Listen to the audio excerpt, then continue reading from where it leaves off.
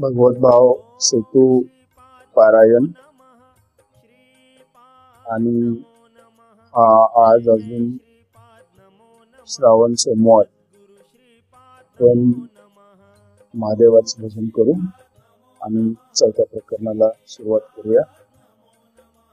नमः शिवाय ओम नमः शिवाय हर हर भोले नमः शिवाय ओम नमः शिवाय हर हर भोले नमः शिवाय ओम नमः शिवाय हर हर भोले नमः शिवाय ओम नमः शिवाय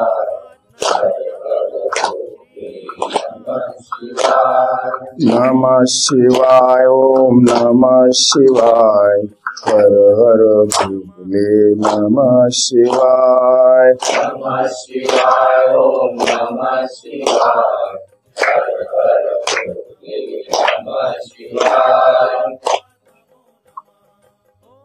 प्रकरण 4। या जन्ममरणाच्या गुंतागुंतीतून कसं बाहेर पडायचं हे ठराविक लोकांनाच माहित आहे। त्यासाठी उघड्यावर टाकू नका, उघड्यावरचं खाऊ नका, उघड्यावरचं ऐकू नका, उघड्यावर राहू नका, बाबांच्या पदराखालीच राहा। जो मनुष्य अत्यंत विषयग्रस्त झालेला आहे त्याला परमसत्ताचे स्वरूप जाणणे अतिशय दुस्तर आणि कठीण आहे। त्यांना परमसत्य साकार असून सुद्धा त्याचे त्यांना ज्ञान होत नाही। अशा जडवादी लोकांना सच्चिदानंद शरीराची कल्पनाच नसते, ईश्वरी प्रयोजनाचे ज्ञान नसते। तेव्हा असे लोक निसर्गात घडणाऱ्या घडामोडीने भयभीत होऊन जन्म मरणाची धास्ती घेतात। नैसर्गिक जीवनाचे ज्ञान नसल्याने त्यांची भयावह अवस्था झालेली असते। जे लोक आध्यात्मिक जीवन मुळी जाणतच नाहीत ते अनेक प्रकारचे सिद्धांत आणि विविध प्रकारच्या तत्वज्ञानामधील विसंगतीमुळे गोंधळून जाऊन निराश आणि क्रोधिष्ठ होतात। त्यांना परम सत्यात विलीन होण्याची इच्छा असते, पण विषयासक्त असल्याने आध्यात्मिक जीवनाच्या सूक्ष्म आणि बारीक विचाराकडे लक्ष देत नाहीत। त्यांची आकलन शक्ती कमजोर असल्याने सत्य ज्ञानाचा मार्ग मिळून सुद्धा या जन्मी वाया जातात। म्हणून भौतिक जगताच्या सर्व प्रकारच्या आसक्तीपासून मुक्त होण्यासाठी अधिकृत आध्यात्मिक गुरुच्या मार्गदर्शनाखालीच भगवंताचा पूर्ण आश्रय घेऊन भगवत भाव समजावून घेतला पाहिजे आणि भक्तिमय जीवनाचे नियम आणि विधी विधानाचे पालन केले पाहिजे। या भक्तिमय जीवनाचे नियम आणि विधी विधान पालनालाच भगवंतावरचे दिव्य प्रेम म्हटले आहे। या दिव्य प्रेममय अवस्थेत तो सतत ईश्वर सेवेत मग्न असतो। या दिव्य प्रेममय अवस्थेत ईश्वर सेवेत मग्न होऊन राहणे यालाच जीवनाचा परमोच्च परिपूर्ण स्तर किंवा परमोच्च परिपूर्ण जीवन असे म्हटले आहे। जीवनाच्या परमोच्च परिपूर्ण स्तराजवळ आम्ही येत आहोत, तेव्हा आता फार काळजी घेतली पाहिजे। प्रत्येक जण आपल्या मताप्रमाणे यशस्वी होण्याचा प्रयत्न करत असतो, पण हे यश भगवंताच्या कृपेवर अवलंबून असते हे बहुतेकांना माहित नाही। जोपर्यंत भगवत भावाच्या परमोच्च परिपूर्ण अवस्थेत येत नाही तोपर्यंत त्याचे सर्व प्रयत्न अपूर्णच आहेत। पूर्ण अवस्था प्राप्त करण्यासाठी सद्गुरूंचं मार्गदर्शन आवश्यक आहे। सद्गुरूंच्या आदेशात यश अपयश काही शिल्लकच नसतं। भगवंत स्वतःला पाहिजे तशीच प्रत्येकाकडून सेवा करून घेत असतो। प्रत्येकाच्या प्रत्येक कर्मात भगवंत समाविष्ट असतो, पण अहंकारयुक्त जडवादी असतो तो सद्गुरूंचा संदेश समजून घेत नाही। त्यामुळे भगवंताच्या साक्षात दिव्य सेवेद्वारे प्राप्त होणाऱ्या आनंदाचा आस्वाद घेऊ शकत नाही। गायत्री मंत्राबद्दल बाबांनी केलेलं स्पष्टीकरण। भगवत भावित होण्याची इच्छा फार क्वचित लोकात असते। विश्वामित्राने तपश्चर्या भरपूर केली होती, त्याच्याकडे तपबळ भरपूर होतं, पण भगवत भावित व्हावं असं त्यांना वाटत नव्हतं। तपबळ हे सुद्धा काही क्षणिक आहे, तेव्हा योग्य ठिकाणी समर्पण झाल्याशिवाय हे सर्व निरर्थक आहे असे कळल्यानंतर ईश्वराला समर्पण भावनेतून त्यांच्याकडून जे उद्गार बाहेर पडले तो गायत्री मंत्र म्हणून प्रसिद्ध आहे। भगवत भाविक होण्याची इच्छा करून कर्म करण्यात आनंद घेणे म्हणजे गायत्री मंत्राचा जप करणे किंवा भगवत भावाच्या परमोच्च परिपूर्ण अवस्थेत येण्याच्या प्रयत्नात राहून कर्म करण्याचा आनंद घेणे म्हणजे गायत्री मंत्राचा जप करणे. स्वराज्य रक्षक संभाजी या सध्या चालू असलेल्या टीव्ही मालिकेत एका मुसलमानाने संभाजीला गायत्री मंत्र म्हणायला सांगितला.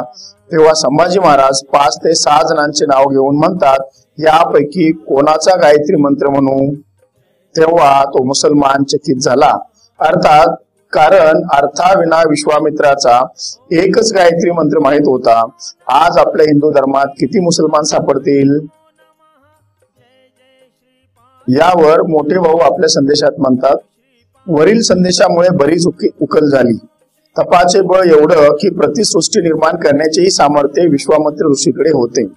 एवढं तपोबळाचे सामर्थ्य असतानाही त्यांचं 3 वेळा पतन झालं. मग असं का व्हावं? विचार करण्यासारखं आहे.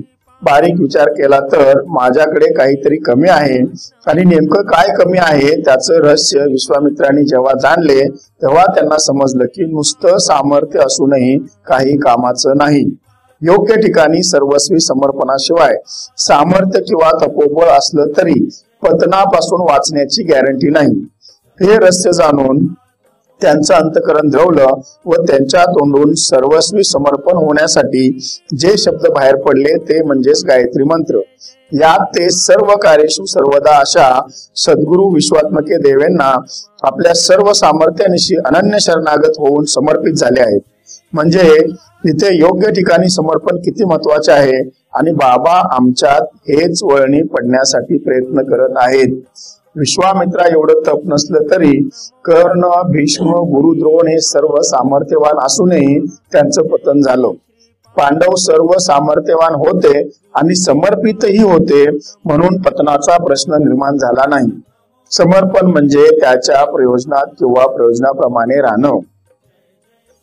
आज गायत्री मंत्राचा विपरीत अर्थ काढून त्याचा वापर कुठेही होत आहे.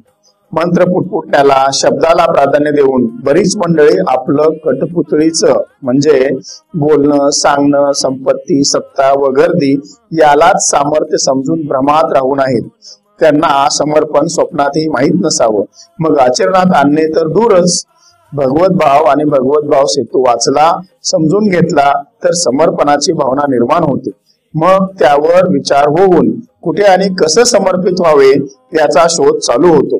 भगवत भावातून या शोधातच तो शोधच बोध करून देऊन शास्त्रांचे सार, वेदांची जो मूर्ती तो माझा सांगाती प्राणसखा त्यांची भेट घडवतो आणि मग ते सद्गुरु सगुण निर्गुण जयाचे अंगी तोची आम्हा संगे क्रीडा करी या भावावर आणतात आणि ते संपूर्ण समर्पित करून तुका म्हणे आम्ही विधीचे जनिते स्वयंभू आयते केले नव्हे या स्थितीला आणतात.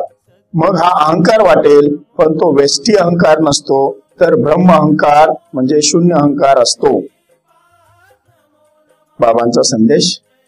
युद्ध न करण्याच्या अर्जुनाच्या प्रस्तावाला भगवान श्रीकृष्णांनी मान्यता दिली नाही, तसं संसार न करण्याच्या विठ्ठलपंताच्या प्रस्तावाला श्रीपाद स्वामींनी मान्यता दिली नाही.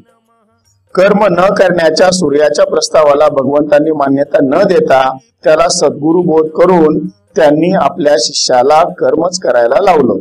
म्हणून अर्जुन, विठ्ठलपंत किंवा सूर्य यांच्याकडून कर्म न होता विश्व कल्याणाचेच कार्य झालं. तसं सद्गुरु बोधानंतर साधकाकडून जे कर्म होतं ते विश्व कल्याणाचेच कार्य होत असतं. सूर्यदेवाने कर्म करण्याची कला भगवंताकडून अवगत करून करोडो वर्षापासून कर्म करत आहे, पण अद्याप तो कर्म करून थकलेला नाही. सूर्य सद्गुरु आज्ञेप्रमाणे कर्मात मग्न असल्याने सूर्याला पूर्वकाळातील मुक्त व्यक्ती म्हटले आहे. म्हणून सिद्धांत असा तयार झाला की सद्गुरु बोधानंतर साधकाकडून होणाऱ्या कर्मात पाप पुण्य नसतं, तो कर्मबंधनातून मुक्त असतो. ज्यांच्या कर्मात पाप पुण्य नसतं तोच कर्मबंधनातून मुक्त असतो आणि जो कर्मबंधनातून मुक्त असतो तोच भगवत भावित होतो. भगवत भावित होण्याची साधी आणि सोपी रीत भगवंतांनी प्रथम सूर्याला सांगितली. तीच रीत श्रीपाद बाबांनी आम्हाला सांगितली. प्राचीन काळातील मुक्त जीवांनी भगवंताच्या दिव्य स्वरूपाला जाणून कर्म केली त्याप्रमाणे कर्म करण्याचा आदेश सद्गुरूने आम्हाला दिला आहे. तुमच्याकडून श्रद्धापूर्वक निष्ठेने सद्गुरु भजन होत आहे. तुमची प्रगती पाहून काही संदेश तयार होतात. सद्गुरु भजनाने ऐहिक सुखाबद्दल आसक्ती नाहीशी झाली. जन्म मरणाची धास्ती निघून गेली. नको त्या गोष्टीचा शोक करत होतो, तो शोकनाश झाला. भगवंताबद्दल प्रेम वाढत चाललं आहे. त्यामुळे आनंद दिवसेंदिवस वाढला आहे. म्हणजे भवरो म्हणजे भीतीदायक वातावरण नाहीसं झालं. वैराग्य निर्मितीला अनुकूल असे वातावरण तयार झालं. तुका म्हणे झाला एवढा लाभ गा विठ्ठला. कर्माची गुंतागुंत समजणे अत्यंत कठीण आहे. अपूर्ण व चुकीच्या तर्काद्वारे कोणताही मनुष्य धर्मतत्वाची निर्मिती करू शकत नाही. प्रत्येक जीव भगवंताचा शाश्वत सेवक आहे हे जाणून भगवत भावित होऊन कर्म करण्याची रहस्यमय कला गुरु शिष्य परंपरेतील पूर्व प्रमाणित व्यक्तीच्या मार्गदर्शनानुसार प्राप्त झाली पाहिजे. तरच कर्माची गुंतागुंत सुटते आणि धर्म कळायला लागतो. अन्यथा साधक कर्माच्या गुंतागुंतीत अडकून बसतो व परमार्थाच्या नावाखाली त्याची अधोगतीच्या दिशेने वाटचाल सुरू होते.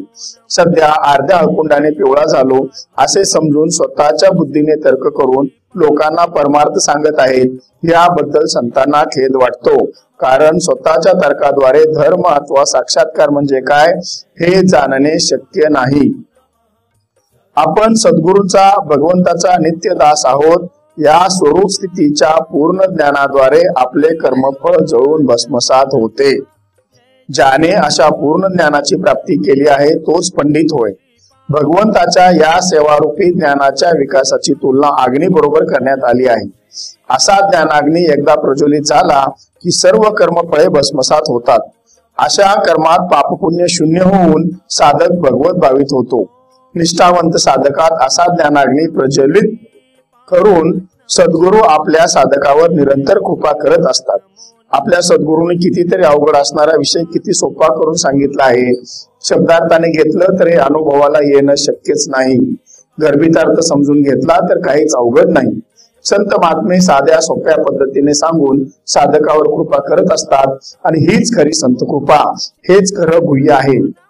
इतर लोकांना गुह्य ज्ञान म्हणजे काहीतरी वेगळंच वाटतंय म्हणून खरा परमार्थ सोडून वेगळंच काहीतरी करून अधोगतीला जातात. म्हणून आमच्याबद्दल म्हणावेसे वाटते, धन्य आम्ही जन्म आलो, दास श्रीपादाचे झालो.